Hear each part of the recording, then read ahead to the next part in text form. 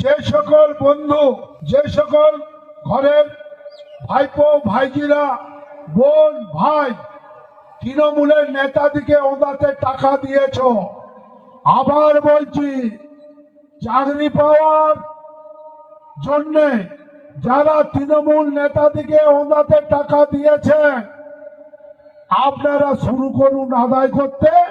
আর শেষটা আমরা আপনাদের সঙ্গে আছি, আপনাদের সঙ্গে থেকে ঘাড়ে ধরে আমরা তৃণমূল নেতাদের কাছ থেকে টাকা আদায় করাবো করাবো করাবো। অনেকে টাকা দিচ্ছেন, এখন বলবেন না। দুই একটা তৃণমূলের নেতা ধাক্কা ধাক্কি খেলে, গাড় ধাক্কা খেলে, তখন সবাই বলবে মমতা আমি 50,000 দিয়েছি, মমতা আমি 2 লাখ দিয়েছি, আমি 3 লাখ দিয়েছি, বেরিয়ে আসবে। আর কয়েকটা দিন সময় লাগবে। যারা মাল খেয়েছে, যারা চোরের মায়ের বড় গলা ওনাতে গলাবাজি করছে, তারা ঠিক বলবে।